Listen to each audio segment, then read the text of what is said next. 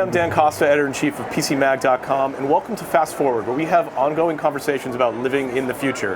As you can probably tell, this is a special CES 2018 edition of Fast Forward. We are on the show floor in the sleep technology section, and we're very lucky to have my guest today, Dr. Chris Winter, who is an expert on how technology affects your sleep, both for better and for worse. Dr. Chris Winter is the author of The Sleep Solution, a book which is available on all bookstores now. And when we look about technology and sleep, there's really two sides to this coin. There's the disadvantages that we've had with recent technological developments, and then we've got the advantages. Let's set the stage with talking about some of the disadvantages. What's wrong with the way we're sleeping now? I think there is a fundamental lack of understanding about sleep, that as technology comes in, it's giving us information we're not equipped to process or understand. I also think it is creating hyper-focus in areas that don't need it. So I've talked to many individuals, even writers, who've used devices who say, while it started out helping them with their sleep, it started to evolve into a place where they became obsessive about it, almost like a video game where you're trying to get the higher score and do better. So we want to create a situation where the technology is enhancing or augmenting our sleep, but it's not starting to pull away from it or become, a distraction when it comes to getting into your bed at night.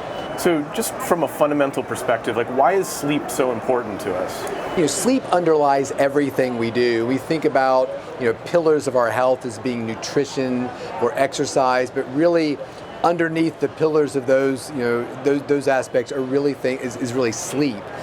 When we don't sleep properly, we tend to eat more poorly. We tend to gain more weight. We tend to be less motivated to exercise, and frankly, get less out of our exercise. So it's one of those things where if you've made a 2018 resolution to eat better and to exercise more, if you're not taking care to get better sleep, it's really kind of all for naught.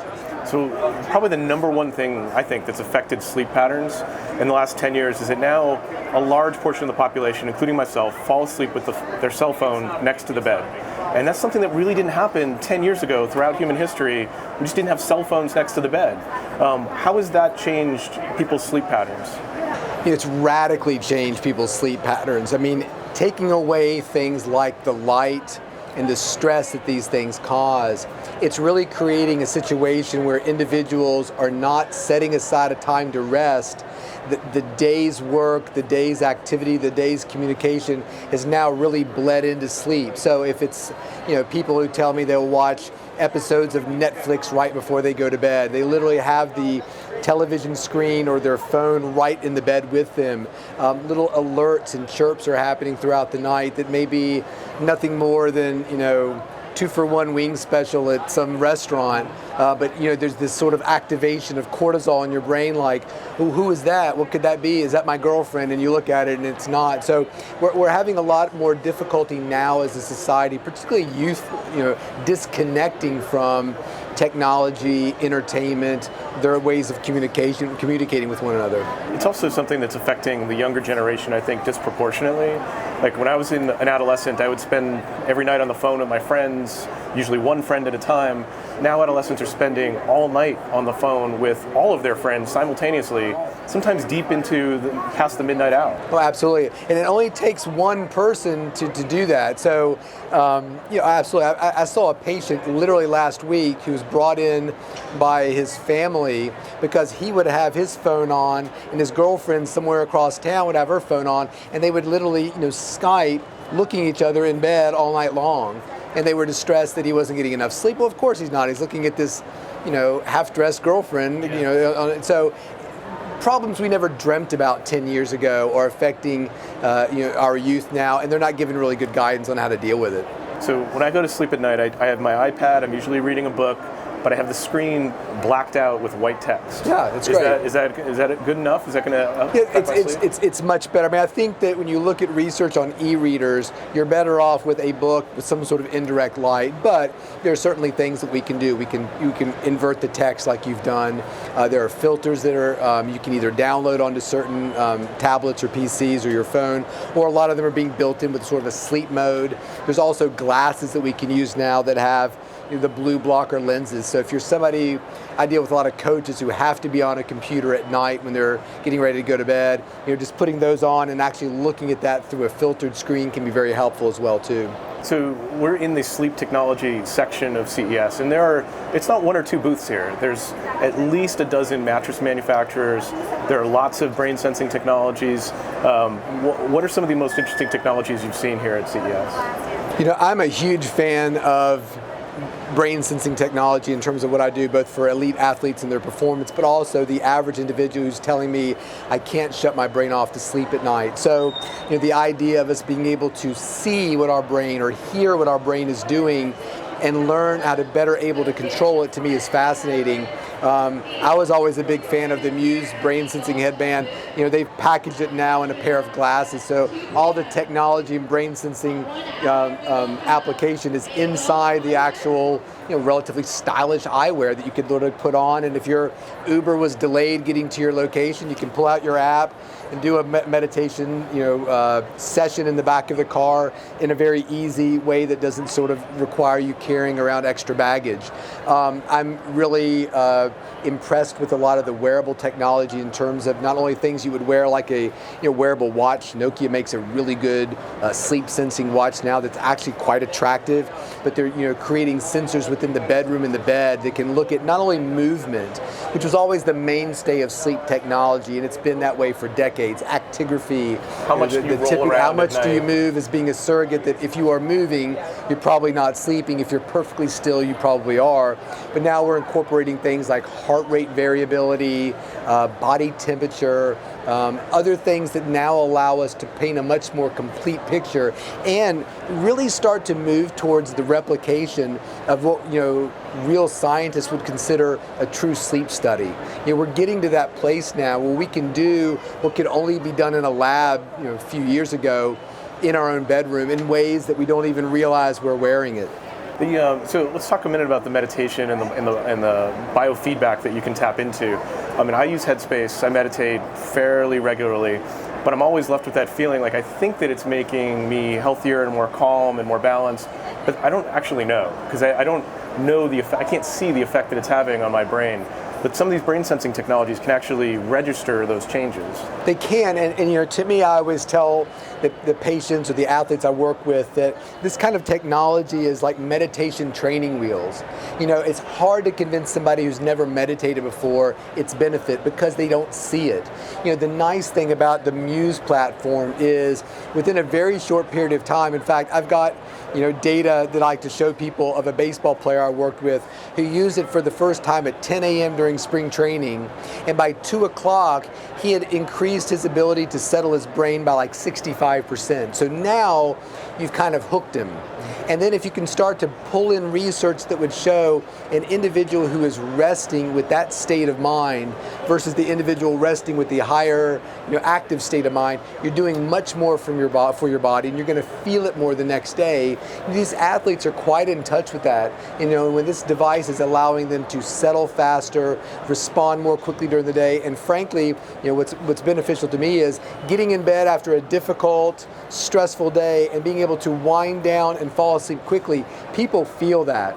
And if you can take somebody who takes them an hour to fall asleep and shorten it down to 10 minutes, they're believers. So what is that process for the average user who's starting off the new year, they've decided to exercise more, they're going to eat better, and then that third leg of the stool, they want to sleep better. Yeah. What should they do in order to get started? I think the first step for an individual is to educate yourself about sleep. That's why I wrote the book. I felt like there was a lot of sort of high-reaching education out there, but for the average person, they really wanted to sit down and have a beer or two with a sleep doctor, just kind of figure out in simple terms how they could make better choices in terms of their sleep. So the first thing is educate yourself about your sleep. The second thing is really create a plan for your sleep. And that plan not only includes the time we're sleeping at night, but 24 hours, regular schedule for getting up and going to bed, exercising, preferably first thing in the morning, regular and consistent meal timings, setting aside timing to nap or to meditate that's consistent. It's the same time every day. That's a great place to start trying to figure out what's going on with your sleep. And then as you start to figure figure out the specific problems you have with your sleep. I wake up sweating a lot. I have a lot of shoulder pain when I sleep. Then you can start using the technology that's out there to really pinpoint, hey, maybe this mattress would be a wonderful solution for this shoulder pain I'm having because it tends to absorb my pressure points better, or this mattress has a cooling effect that would really help me because my wife likes the bedroom much warmer. This would allow me to cool my side of the bed much easier, even if she had the room much a little bit warmer. You hear a lot of marketing. Every mattress company comes out and says that they're the best mattress for sleep. And there's a lot of high-tech mattresses out there on the market which have apps and various feedback loops, and a lot of them are on display within 100 yards of this booth. Absolutely. For sure. You can lie down a lot at this conference if you want to. There are a ton of places to lie down, and I've been here for a couple of days, so it's very tempting. But what do you look for in a mattress? What do you think actually makes a difference in the quality of people's sleep? Yeah, I mean, I really, to me, patients ask this a lot, athletes ask it a lot. I'm really looking for what they need.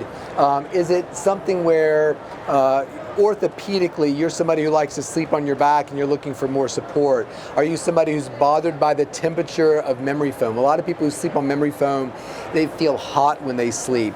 Are there specific needs that your partner has so that you need a mattress that's able to be customized to your needs and to his or her needs? So to me, it's really about, is the greatest mattress in the world at this expo? Yes, it is, but it really depends on what you're looking for and what you need in terms of which of those mattresses is going to be best for you.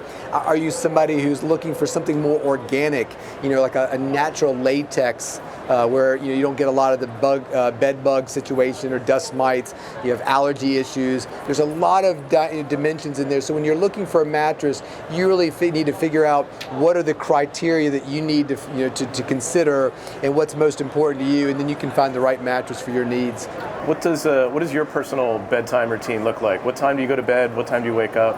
So I am a night owl. My wife is very much a morning person, so she keeps me in check. Otherwise, I'd be buying like samurai swords on QVC at 3 o'clock in the morning and not knowing what to do with them the next day. But so to me, I made a decision many years ago that even if I was involved in something or watching a great episode of Game of Thrones or whatever, that at 11:30 I was going to shut everything down and go to bed. So I really try to stick close to that, and I actually use an alarm, not for waking up, but I use an alarm for my bedtime. So if I'm writing an article or doing something fun, that I don't lose sense of time. My alarm goes off and it's telling me, hey, it's 11:25. You need to start turning lights off, put the dog away, get things ready to go to bed. So that's very helpful to me too. People's bodies, you can get like sort of an internal alarm clock for waking up in the morning. I always wake up at the same time, but I don't always there's no alarm clock for going to bed. Absolutely. Unless you set it yourself. So, so if you're somebody who lives alone, that can be, it's amazing how many times I will look up from something I'm working on and it's 1:30 in the morning. I've just completely lost track of time. And so to me, I think a regular wake up is very important. So I regularly wake up every day, usually around 5 to work out. So I think that even if you have the opportunities to sleep in, it's not good to get up at 6 o'clock on 3 days out of the week and sleep till noon on the other 2 days. Exercise regularly is very important, and really pay attention to how sleepy you are during the day. If you're yawning throughout interviews with people who run editors-in-chiefs of magazines, if you're nodding off in meetings or driving your car, you're not getting enough sleep, or there's something wrong with your sleep. It may be time to go back to your schedule, revamp it a little bit to provide more sleep time, or if you're already sleeping enough, it might be time to talk to a doctor about what's wrong with your sleep. So if you're going to bed at 11:30, you're getting up at 5, that's not like a 7 to 8 hour night of sleep. It's not. And so when you look so when you look at the bell curve distribution of sleep, it's very important for people to get their 8 hours of sleep if that's what they require. So if you were to set a situation up for me to go to bed at 9 and get up at 5, I struggle to fall asleep at 9 because I'm not really sleepy at that point. So I'm definitely somewhat of a short sleeper. That's a genetic trait. There's lots of people out there who would love to get 8 hours of sleep, but they simply can't. So as long as you're getting a consistent amount of sleep and not feeling tired the next day, I mean, if you pulled one of the beds over here right now and allowed me to go to sleep, I wouldn't be able to do it. As long as you don't feel excessively sleepy and you feel like your sleep quality is good, that might be the right amount for you. So don't get too hung up on the 8 hours no matter what the sleep expert says. And but for people who need 7 or 8 hours, you should take it. Then you should get it, absolutely. And there's an interesting aspect of individuals out there. There are certain genes that allow us to do well with sleep deprivation.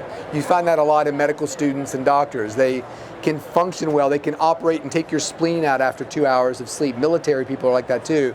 It's important to understand, just because you can do it doesn't mean that's the right thing for your health. So again, if I start to feel sleepy during the day, maybe I need to start looking at that 11:30 bedtime and moving it back to 11.